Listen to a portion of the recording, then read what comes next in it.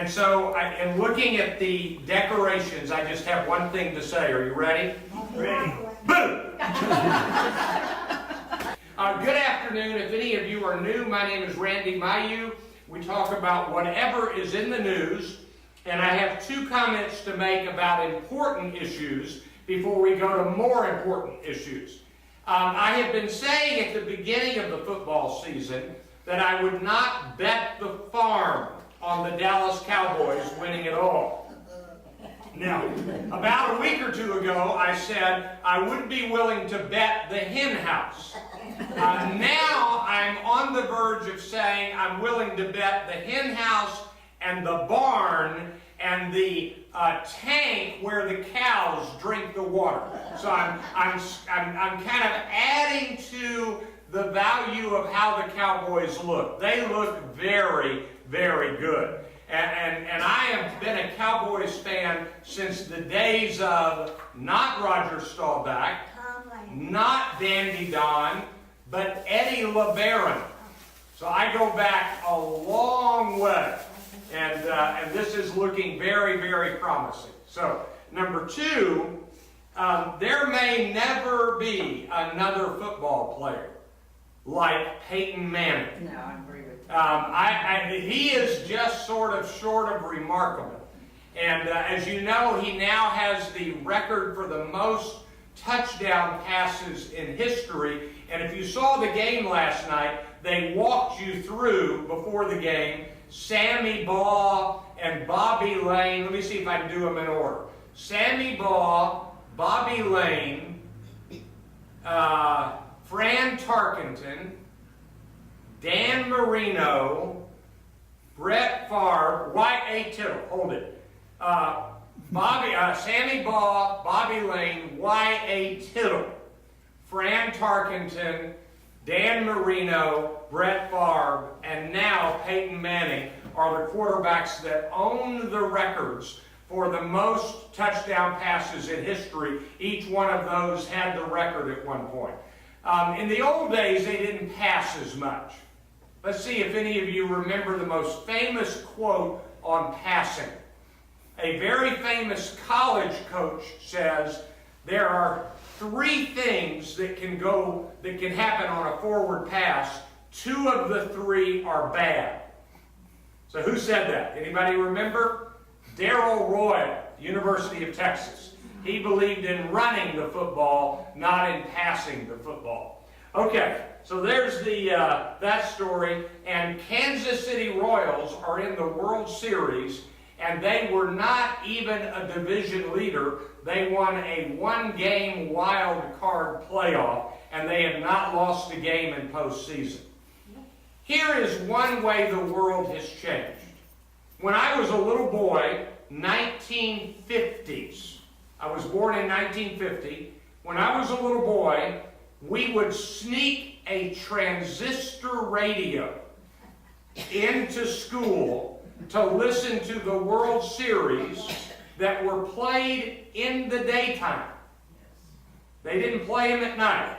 They played them in the daytime. On a weekday, I would listen in school, sneak in the little listening of the score. And today, I bet a fair number of Americans do not even know who is in the World Series.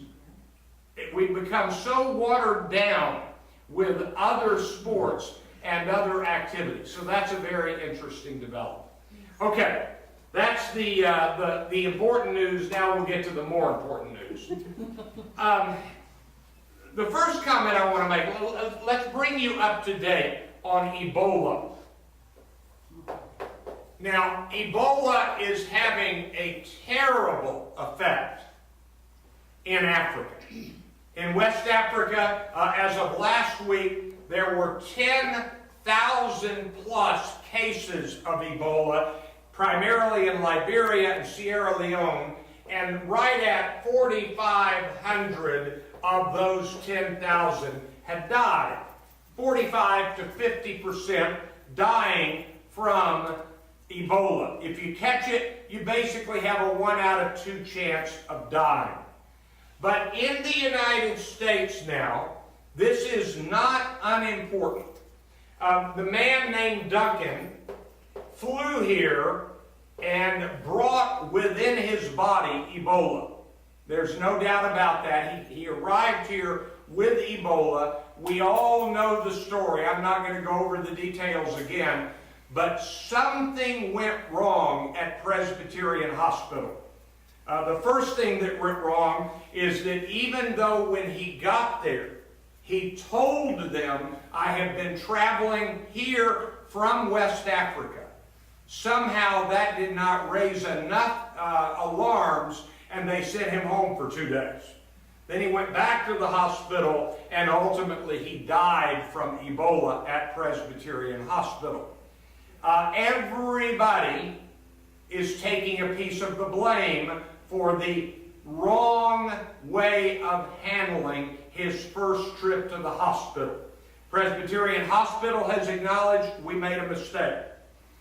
If you didn't see it, in yesterday's Dallas Morning News, there was a full-page letter of apology from Presbyterian Hospital. I don't remember another time I've seen that in the Dallas Morning News. But they said, we sent him home, and we shouldn't have, and we are very sorry about that. They used that exact phrase, we are very sorry about that, and they put that in bold. And then he came back to the hospital, and more importantly, 2 people serving him, providing him health care, have now come down with Ebola.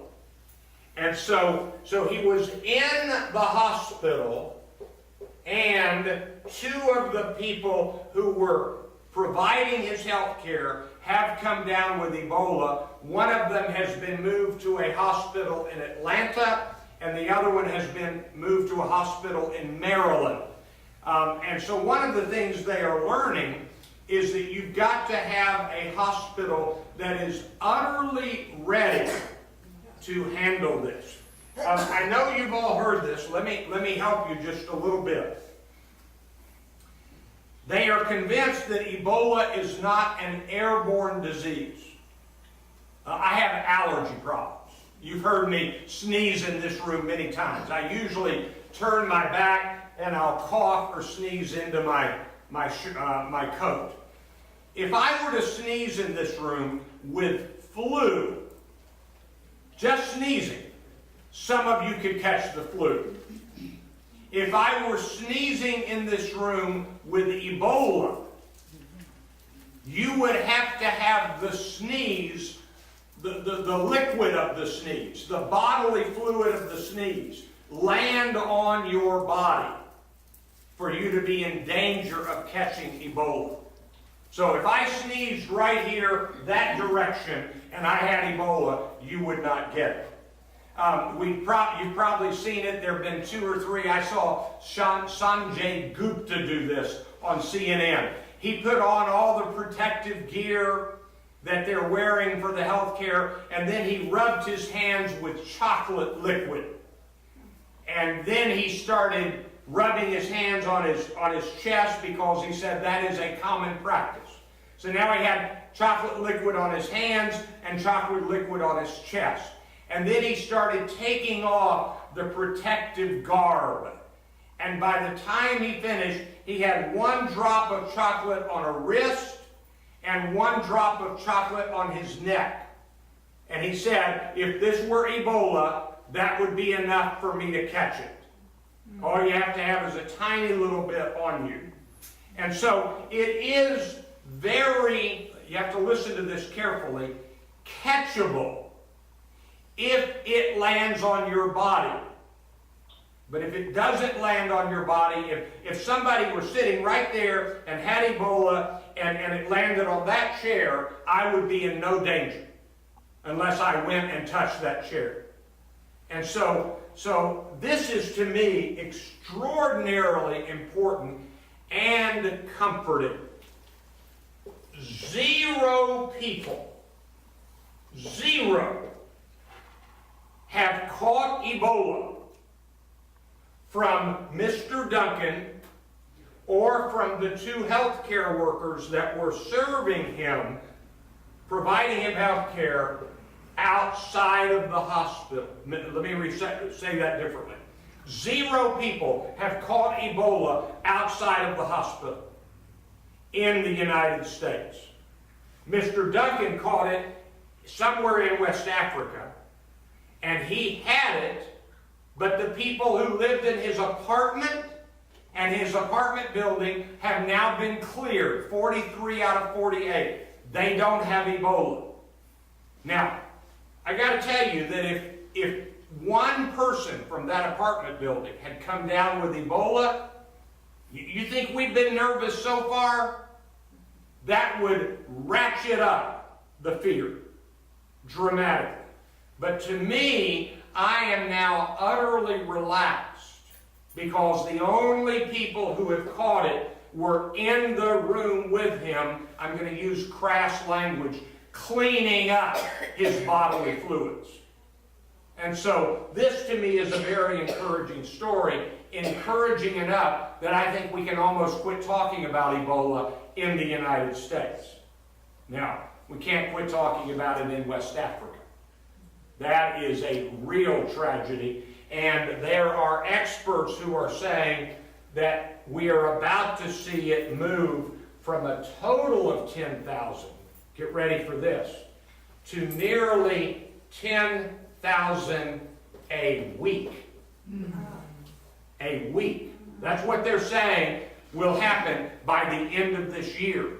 And so this is a dramatic problem in West Africa. And so we can't quit talking about it, and it's got to be a major fix for West Africa, but I think we can relax in Dallas. Now, if we wake up tomorrow morning and 5 people have caught it, I would have to come back and say I was wrong. But it's very encouraging that 0 people have caught it outside of the hospital. So, all right, who's got an Ebola question? By the way, you haven't asked, Ebola is a virus that lives in the body, that attacks all sorts of things in the body, and it will pretty much kill you. 1 out of 2. 1 out of 2. So, you don't want it. None of you want Ebola. None of you want Ebola. By the way, kind of to put this at the hysteria level, my wife was supposed to fly to Maine this week. And she was going to go see our son and his wife and our granddaughters. And they won't let her come. They will not let her get on the plane and walk into their house at this moment, traveling on an airplane. Now, I think that's, I'm on video here, that's a little foolish.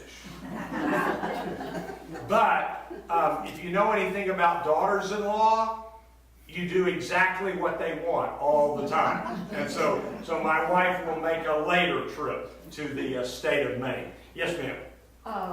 We went to Presbyterian for a doctor's appointment this morning, and I happened to go into another office.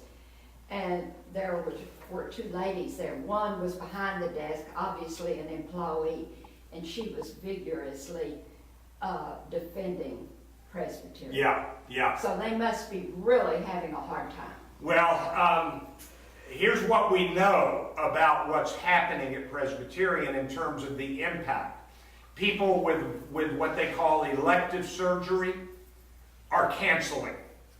And they're either postponing or looking for other hospitals. They've had to send massive numbers of people home who work at Presbyterian in what they call the non-essential jobs, because partly to keep them safe, that was original, but mainly to save money. Presbyterian has taken a hit. There is no doubt about that. And I've got to be honest. I mean, let's just be honest. There is no doubt that they did something wrong. I mean, that's not in dispute. They've acknowledged we shouldn't have sent Mr. Duncan home those 2 days. But did they know he had Ebola? They didn't know he had Ebola, but they knew he had a fever, and they knew he had just traveled from West Africa. And they have now stated we should have kept him. So this is not something that others have said about them. It's something they've said about themselves. One department made a mistake. And there's a hand back here.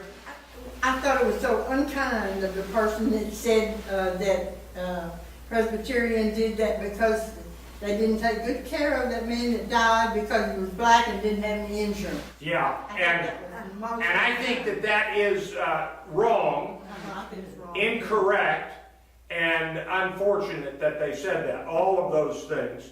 I will tell you that once somebody gets into the emergency room portion of the emergency room, in other words, when they get to the treatment portion, nobody's asking them, do they have insurance?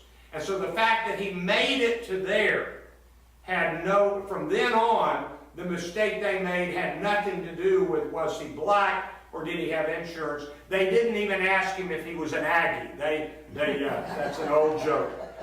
Had nothing to do with that. They made a mistake in sending him home, not, to use the old phrase, not connecting the dots. He was running a fever that was not high enough to be fully alarming. But he also told them that he had traveled from Africa. And then Presbyterian made a mistake. On the first day, they told in a conference, in a press conference, and in fact, I think I may have done this last time I was here. Here's what they said on the first day that they had their first news press conference. They, in essence, described it this way. Here is our intake form, and here's where we take somebody's name and blood pressure and temperature, and then there's a bottom half of the form where we ask questions like your family history and have you recently traveled, which is a critical question with Ebola. And they announced that the nurse filled out the whole form, but the doctor could not see the bottom half. And they actually used this phrase. They said there was a flaw in our software. Well, in the letter in the Dallas Morning News, the apology letter, and before that, but in the apology letter, they say, we did communicate to everybody that he had traveled from Africa, and not everybody got that message. What that means is somebody didn't read that part of the form. But it wasn't that it was hidden from them. And so they backtracked and corrected their own mistaken description. And now we know that somebody read this and still sitting home. And so that was a mistake. But the other mistake, and this is bigger, and this is why we shouldn't be mad at Presbyterian. It would have happened at any hospital. I think you're right. It would have been happened at any hospital. And here's the problem.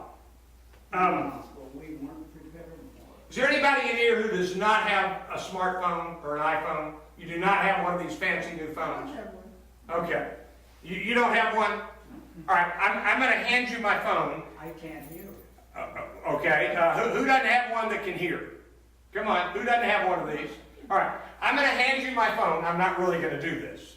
I'm going to hand you my phone and ask you to find the average temperature per major city all across the United States in the next 30 seconds, please. Now, let me tell you that if you gave me that assignment, I could find it. I could tell her how to do it, but she wouldn't learn it in 30 seconds. It takes a lot of practice. The old-fashioned word, practice. And so what the mistake that everybody made was when the Centers for Disease Control initially announced, we have told everybody our protocols, everybody knows what to do. Yeah, everybody got a memo, and there is protective garb there. It turns out that they have now updated their protocols and made them more rigid. But the reality is nobody at Presbyterian had drilled practiced, rehearsed, drilled, on how to put on the protective guard, how to take it off without getting it on you. It is generally believed that these two healthcare workers who caught Ebola did it in the way they took off their garb. We don't know that. We just think that. And so the reality is that the United States knew things to do, but had not practiced it or rehearsed it. Brief segue back to football. Peyton Manning is the best quarterback in my lifetime in history. There is nobody who drills and practices and rehearses more in football than Peyton Manning. You can name your favorite best athlete. Nolan Ryan, on the night he pitched his last no-hitter. I mean, biggest night of his life. He's got the record for no-hitters. He pitches his last one. 1 hour after the game was over. Anybody know what he was doing? He was riding the exercise bike, getting his body ready for the next game he would pitch. Last night, Peyton Manning tied the record of Brett Favre, and then sat down and looked at images for the next round of plays. You got to work hard, you got to drill, you got to rehearse. And Presbyterian Hospital had not rehearsed. Neither had any other hospital in Dallas. So if that had been a different hospital, it would have been the same story there. Okay, any other questions about Ebola? So, I don't blame Presbyterian Hospital for these two people getting sick. I do blame them for sending Mr. Duncan home when they shouldn't have. And they've acknowledged we made a mistake there. So they've acknowledged it. Yes? I sure feel sorry for the kids that are going back to school tomorrow. Yeah, the kids are going back to school tomorrow, but I think all of that's going to blow over unless somebody ends up catching it outside of the hospital. And I think now that may not happen. Any other questions? Okay. Now let's go to the next question. I'm going to do my best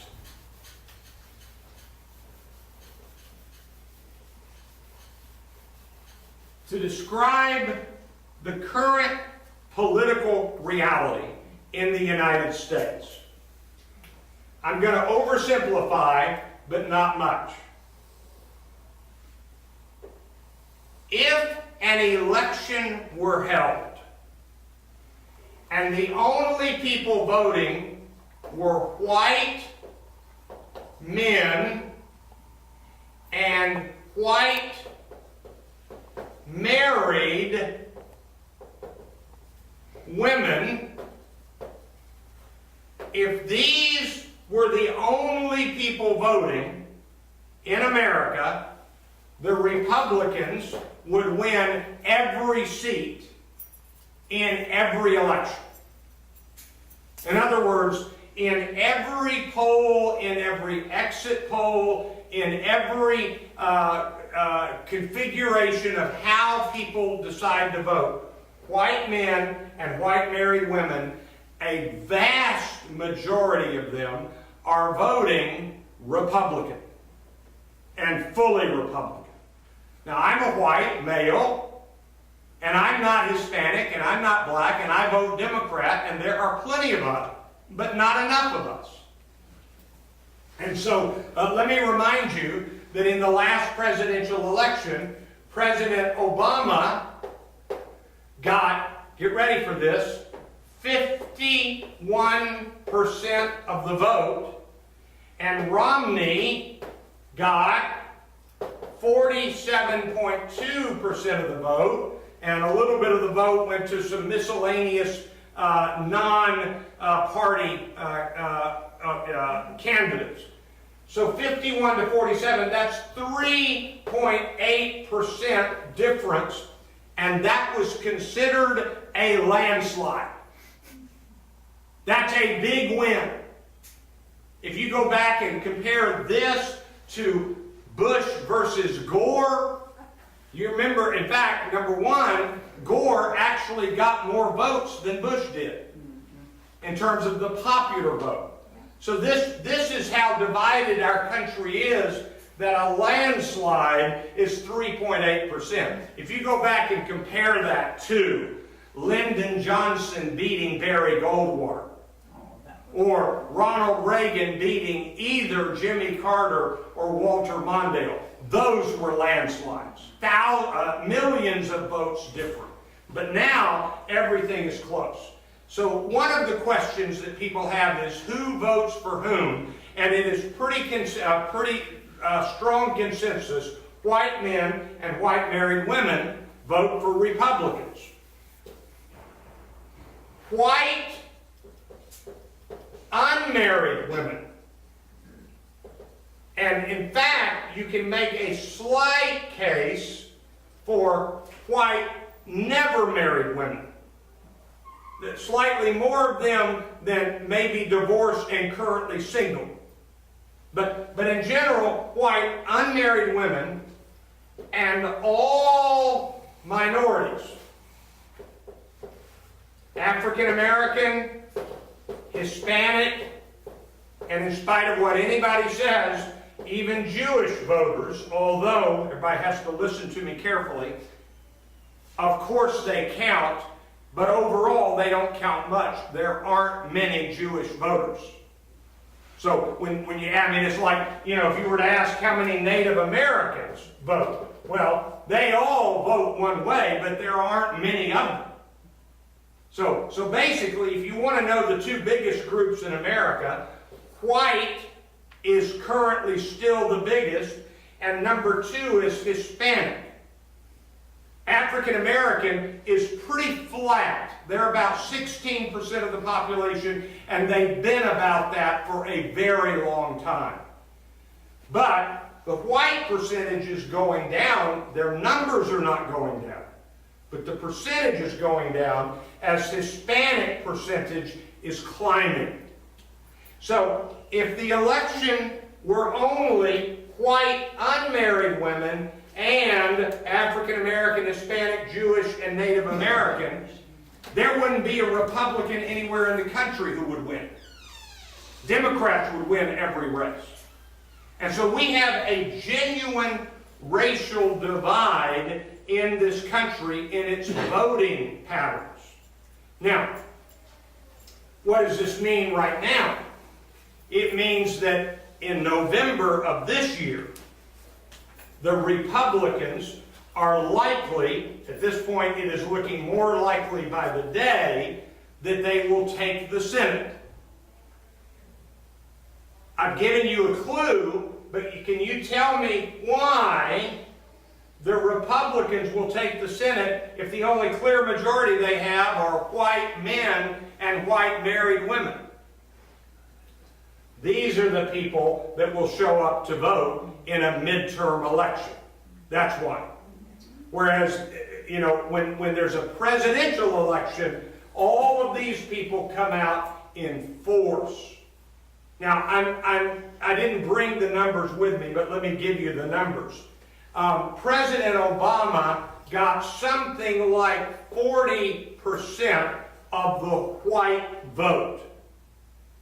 So if only white people had voted, he would have lost pretty close to 60-40. But he got, are you ready for this? 96% of the black vote. Now, there aren't that many black people, but when you get nearly all of them, and that's basically all of them, you end up winning. These people, the African Americans, will not turn out to vote in the November election. They won't do it. And the Hispanics, I'm debating whether or not to tell you this story. I teach at Eastfield College, right over here. And I regularly talk about current events at the beginning of class. And so I asked my class the other day, can somebody tell me who Wendy Davis is? I had 0 students. Not one. You're kidding. Who even had a body language response, much less a verbal response, that indicated they had ever heard her name. This will add a little more to it. I have a student who is white, who is going to go to a major 4-year college, but he's doing his first year of college at community college. And he showed up in class the other day wearing a Reagan Bush shirt from 1984. It's not an original shirt, it's a reissue. Apparently they reprint Reagan Bush 1984 shirts and sell them. So he's wearing a Reagan Bush shirt from 1984. And I said, "Are you a Reagan fan?" And he said, "Yes, I am." And I said, "Can you tell me who he defeated in 1984? Now, if you don't remember, Reagan beat Carter in 1980 and Mondale in 1984. And he paused and he said, "I think in 84, Reagan defeated," get ready for this, Goldwater. Now, if you don't remember, Goldwater was a Republican and ran against Johnson in 64.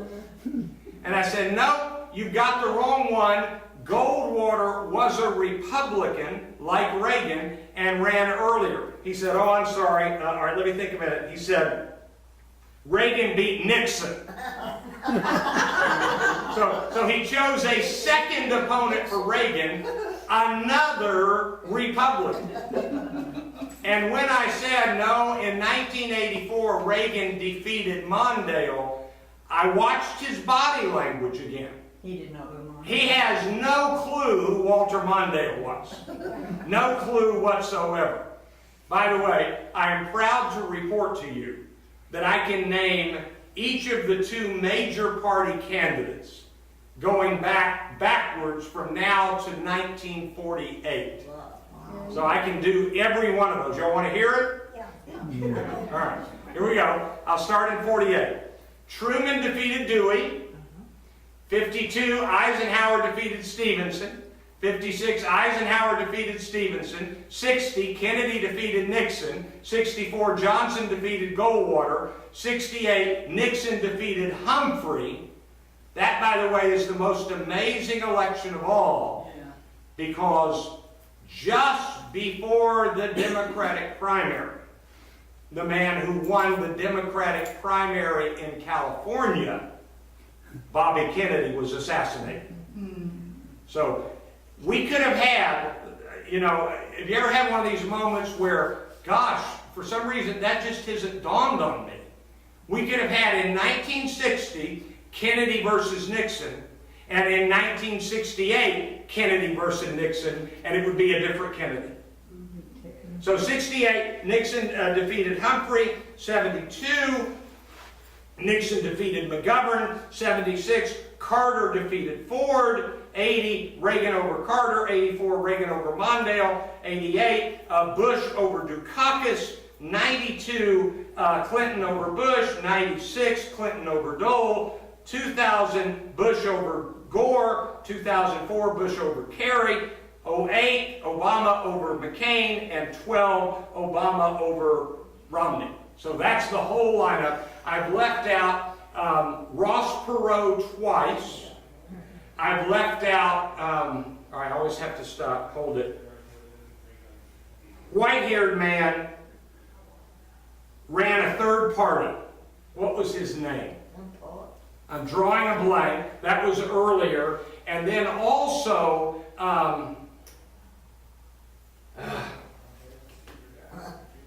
George Wallace ran in an independent ticket way back there. So those were all independent candidates. I can't believe I'm not remembering that other man. He was very liberal, and it was independent. So anyway, that's it. Okay, so with this understanding, the Republicans, in my current opinion, this has nothing to do with what I would like, but in my current opinion, the Republicans will win the Senate majority this election. Now, it's still very close, but the current political projection is that they've got around a 60 to 70% chance of taking the Senate, and the Democrats have the other 30 to 40%. Now, that doesn't mean the Democrats can't win it. Have you ever heard a 40% chance of rain and it rains? And have you ever heard of an 80% chance of rain and it doesn't rain? That's what they call a probabilistic projection. These are probabilistic projections. Now, the other thing is, and I know you know this, as close as I can tell, if there was an alliance between Jesus and Buddha and the Pope and St. Francis of Assisi, and they came and told us all to elect a Democrat for governor in Texas, we would find a way to put those on heresy trial because Republicans are going to win Texas. And so Greg Abbott is well ahead of Wendy Davis. But here's a development that's pretty interesting. I've got two things to tell you. Number one, Dallas is like the rest of the state. If you've got Dallas County, and now you've got the bigger DFW area, Dallas County will elect Democrats to county-wide elections in practically every seat. I know that for a fact because most of the judicial races in the county are unopposed. In other words, there's not a Republican on the ballot. So most of the judicial seats in Dallas County will be Democrat. Craig Watkins is running for re-election as district attorney. I know Craig Watkins. I've told you before I'm a Democrat. I'll probably vote for him holding my nose. But he is an embarrassment. And it is also a possibility that I won't vote for him. Now, you might say, does that mean you're going to vote for a Republican? No, it just means I'll leave that one blank. I'm a yellow dog. But there are others of you who are just like that way on the Republican side. If you've got a Republican you can't vote for, you might choose to leave it blank. But the reality is that Dallas County is Democrat, but the DFW area is predominantly and significantly Republican. That is basically true in Austin, Travis County. Travis County votes Democratic, but the suburbs of Austin are dramatically Republican. Houston, same thing. This is and there's a simple demographic rule. This is more minorities than the rest of the area. And so you go back to who votes for whom. But there is a development that is really interesting. Now, in the old days, this would settle it. I don't think it will this year. In the old days, newspaper editorials, the endorsements of candidates were really significant. They're not as much anymore. Number one, not as many people take the newspaper. So we start with that. But let me tell you that in the governor's race, it is split. Wendy Davis has more endorsements than Greg Abbott, but he's got plenty. So, for example, the Dallas Morning News endorsed Greg Abbott for governor. Did anybody read the endorsement? I saw it. Here's what it said. I read the headlines. It basically said, it's not that we like the guy. It is that there's no way that this Republican legislature will work with Wendy Davis. We got to have a Republican. Now that's my summary of their endorsement of Greg Abbott. So it was a non-endorsement, but it was an endorsement of Greg Abbott, and he can count it as his endorsement. But this is astonishing.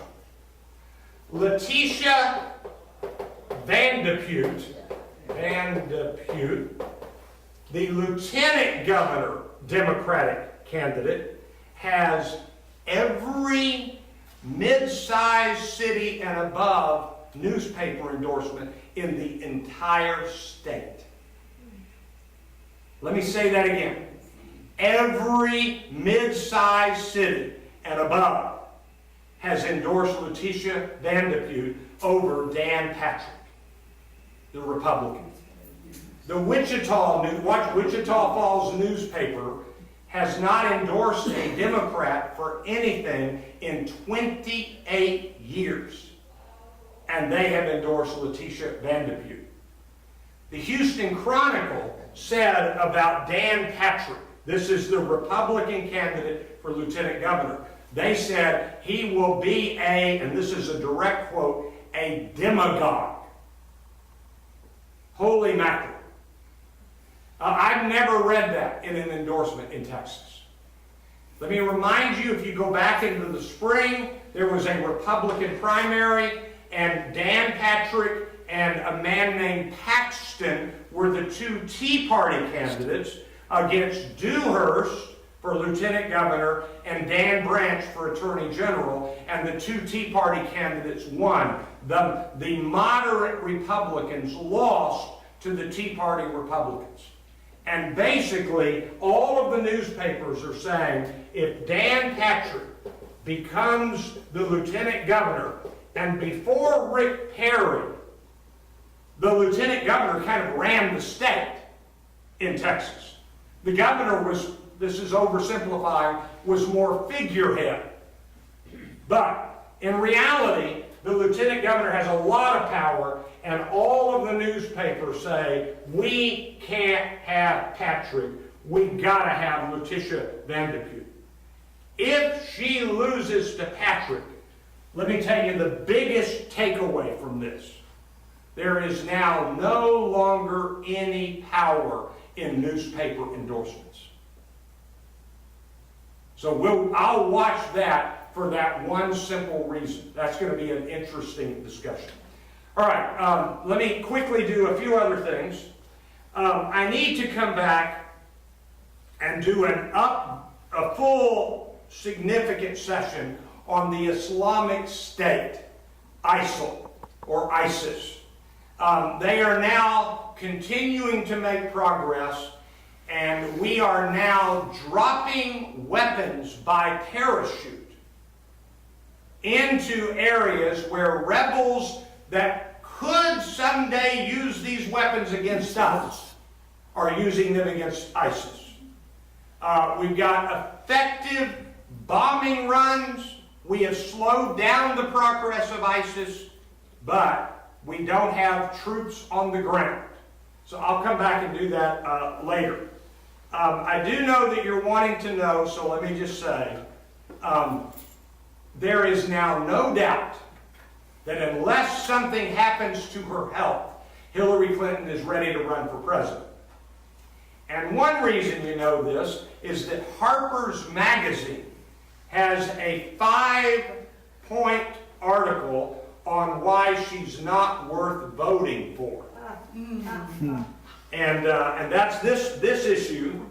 And their primary source for her ineffectiveness in the Senate, when she was a senator from New York, is a man named Dick Morris.